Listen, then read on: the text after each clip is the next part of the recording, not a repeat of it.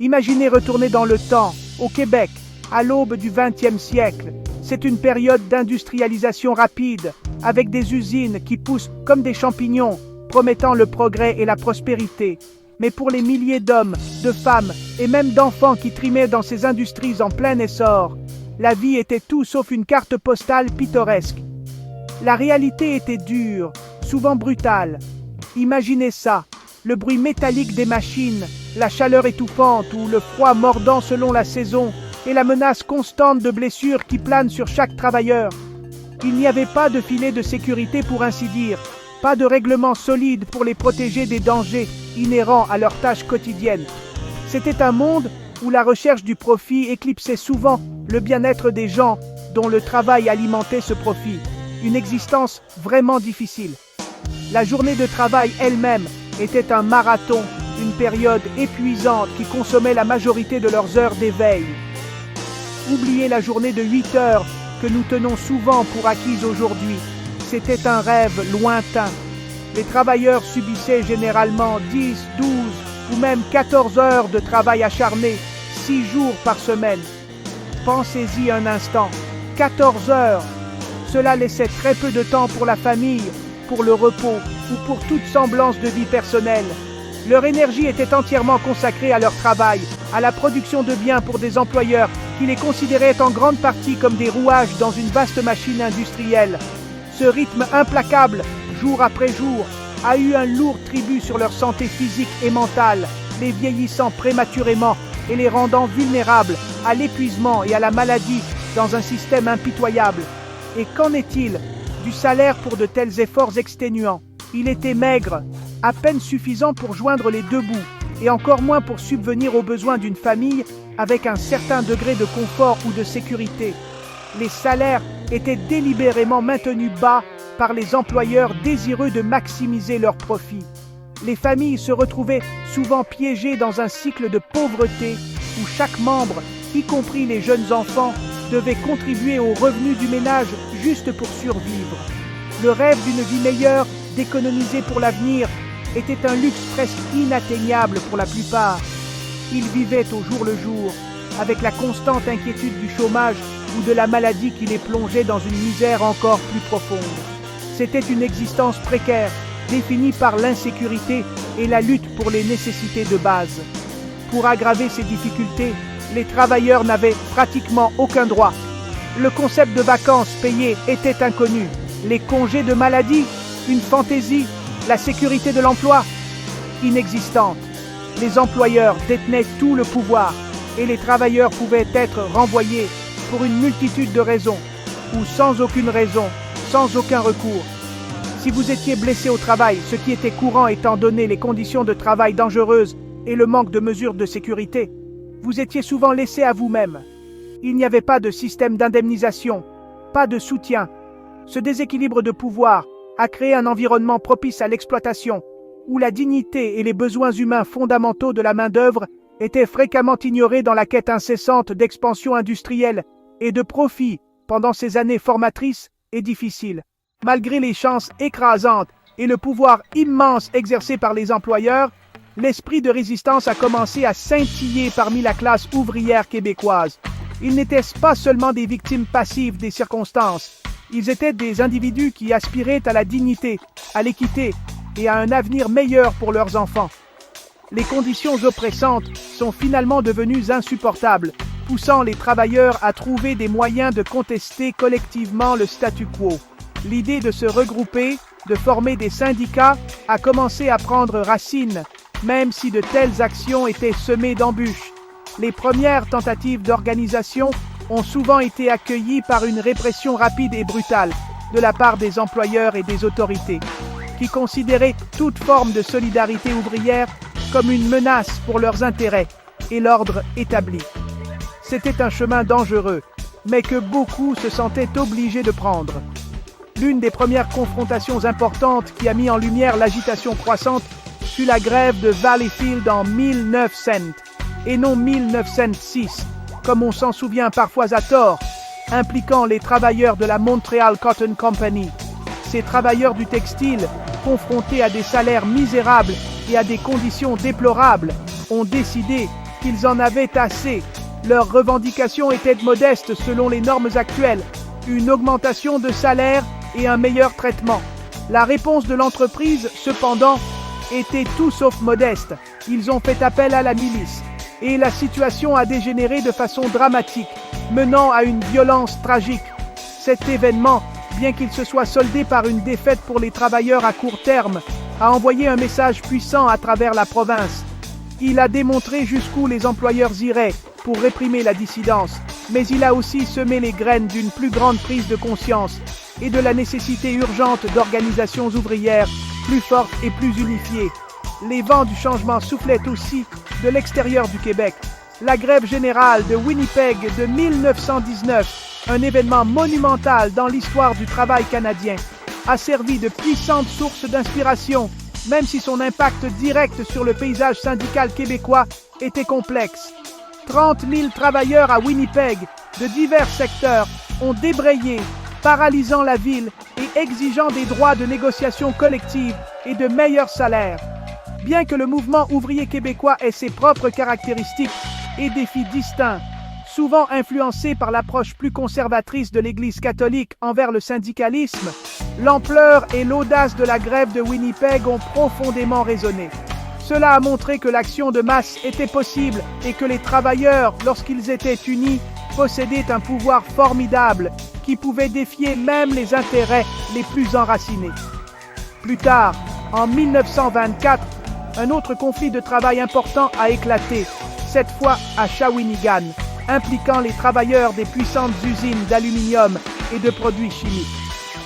Ces travailleurs, eux aussi, étaient aux prises avec de bas salaires, de longues heures et des conditions dangereuses. Leur grève, comme d'autres avant elle, a fait face à une opposition farouche des entreprises et des autorités.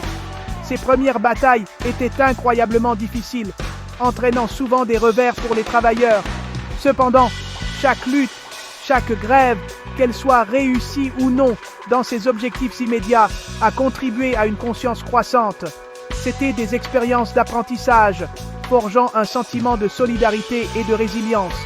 Les travailleurs ont commencé à comprendre que les griefs individuels faisaient partie d'un problème systémique plus vaste et que ce n'est que par l'action collective qu'ils pouvaient espérer apporter des changements significatifs et durables à leur vie professionnelle. Le chemin vers l'autonomisation des travailleurs était loin d'être facile. C'était une lutte constante et ardue contre des adversaires redoutables. Les employeurs, naturellement, s'opposaient avec véhémence à la montée des syndicats. Ils voyaient ces organisations émergentes comme une menace directe à leur autorité, à leur contrôle sur la main-d'œuvre et, surtout, à leur profit. Toute tentative des travailleurs de s'organiser, d'exiger de meilleurs salaires ou des conditions améliorées était souvent accueillie par des représailles immédiates et sévères. Cela pouvait aller du licenciement des organisateurs et des participants syndicaux à leur mise sur liste noire pour tout emploi futur, rendant incroyablement difficile pour les militants de trouver du travail. Certaines entreprises employaient même des espions pour infiltrer les groupes de travailleurs et faire rapport sur toute activité syndicale, créant une atmosphère de peur et de méfiance. C'était une lutte de David contre Goliath. Une autre complexité s'ajoutait à la situation, la position de l'Église catholique, qui détenait une immense influence dans la société québécoise à l'époque. Au départ, l'Église était méfiante, voire hostile, envers les syndicats internationaux et laïques, les considérant comme potentiellement socialistes, voire communistes, et donc une menace pour l'ordre social établi et sa propre autorité morale. Au lieu de cela, l'Église a promu l'idée de syndicats catholiques ou syndicats confessionnels qui étaient censés être plus alignés sur la doctrine sociale catholique. Ces syndicats, tout en fournissant un cadre pour l'organisation des travailleurs, étaient souvent plus conservateurs et moins conflictuels que leurs homologues internationaux, ce qui entraînait parfois des divisions au sein du mouvement ouvrier lui-même. Cela a créé une dynamique unique au Québec, où les travailleurs devaient naviguer non seulement l'opposition des employeurs, mais aussi la puissante influence du clergé. Au milieu de ces luttes, il est crucial de mettre en lumière le rôle souvent négligé des travailleuses. Les femmes constituaient une part importante de la main-d'œuvre industrielle, en particulier dans des secteurs comme le textile, la confection de vêtements et le tabac. Elles faisaient fréquemment face à des conditions encore pires et à des salaires inférieurs à ceux de leurs homologues masculins, et étaient également soumises à la discrimination et au harcèlement sexo-spécifique. Pourtant, les femmes n'étaient pas des spectatrices passives dans le mouvement ouvrier. Elles ont participé aux grèves, se sont organisées sur leur lieu de travail et ont lutté sans relâche pour leurs droits et les droits de tous les travailleurs. Des figures comme Madeleine Parent, bien que son militantisme le plus marquant soit venu un peu plus tard, témoignent du courage et de la détermination des femmes dans ces luttes. Leurs contributions ont été vitales, bien que souvent non créditées dans les récits historiques dominés par des figures masculines. La Grande Dépression des années 30, une période de difficultés économiques sans précédent, a ironiquement agi comme un puissant catalyseur pour une plus grande unité ouvrière. Le chômage de masse et la pauvreté généralisée ont mis à nu les insuffisances du système existant et la vulnérabilité des travailleurs individuels. Face à des circonstances aussi désastreuses, la nécessité d'une action collective est devenue encore plus évidente. Cette période a vu une poussée accrue vers la syndicalisation alors que les travailleurs réalisaient que leur lutte individuelle était partagée par beaucoup. Le désespoir de la dépression a alimenté une plus grande volonté de contester le statu quo et d'exiger un changement systémique. C'est au cours de cette ère difficile que les fondations d'organisations syndicales plus fortes et plus unifiées, y compris la Confédération des travailleurs catholiques du Canada, établie en 1921, ont commencé à se solidifier et à obtenir un soutien plus large parmi la population active. Les efforts inlassables de ces premiers militants syndicaux, à travers d'innombrables grèves, négociations et sacrifices personnels, ont lentement mais sûrement commencé à porter leurs fruits. La formation de syndicats comme la Confédération des travailleurs catholiques du Canada, qui deviendra plus tard la Confédération des syndicats nationaux, a donné une voix plus structurée et plus puissante aux travailleurs québécois. Ces organisations sont devenues des véhicules cruciaux pour défendre de meilleurs salaires, des conditions de travail plus sûres et des droits fondamentaux du travail. Le chemin a été ardu, marqué par des revers et une opposition féroce, mais la détermination des hommes et des femmes au travail a progressivement commencé à changer l'équilibre des pouvoirs, forçant les employeurs et le gouvernement à reconnaître leurs revendications. La Grande Dépression, bien que dévastatrice, a finalement renforcé la détermination du mouvement ouvrier. La souffrance généralisée a mis en évidence le besoin urgent de filets de sécurité sociale et d'une intervention gouvernementale. Alors que le Québec et le monde sortaient de la dépression et se dirigeaient vers les années de guerre et au-delà, le climat politique a commencé à changer. Les gouvernements ont commencé à reconnaître la légitimité des syndicats et l'importance de la négociation collective. Cela a conduit à l'introduction progressive d'une législation du travail marquante. Des lois ont été promulguées pour réglementer les heures de travail, établir des salaires minimums, assurer des lieux de travail plus sûrs et protéger les droits des travailleurs de s'organiser. Ce furent des victoires monumentales, directement attribuables aux décennies de lutte des gens ordinaires. Pensez aux droits et avantages dont beaucoup d'entre nous jouissent aujourd'hui. La semaine de travail standard, le paiement des heures supplémentaires, les congés payés, les règlements de santé et de sécurité, la protection contre le licenciement injustifié et le droit de se syndiquer. Ce ne sont pas des cadeaux offerts gracieusement par des employeurs ou des gouvernements bienveillants. Ce sont l'héritage durement gagné de ceux qui ont osé se lever et se battre dans des endroits comme Valleyfield, Shawinigan et d'innombrables autres usines, fabriques et mines à travers le Québec. Ils ont enduré des difficultés, fait face à l'intimidation et ont parfois risqué leurs moyens de subsistance et même leur vie. Leur courage et leur persévérance ont jeté les bases d'une société plus juste, où la dignité du travail est reconnue et protégée. Donc, la prochaine fois que vous pointez en sortant après une journée de 8 heures, ou que vous prenez des vacances payées, ou que vous bénéficiez des normes de sécurité au travail, prenez un moment pour vous souvenir de ces travailleurs pionniers.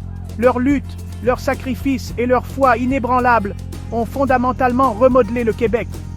La lutte pour les droits des travailleurs est un processus continu, avec de nouveaux défis qui apparaissent à chaque époque. Mais les fondations posées au cours de ces décennies tumultueuses demeurent d'une importance capitale. Elles nous rappellent que le progrès vient souvent de la base, de gens ordinaires qui s'unissent pour une cause commune, et que leur héritage continue de nous profiter à tous chaque jour.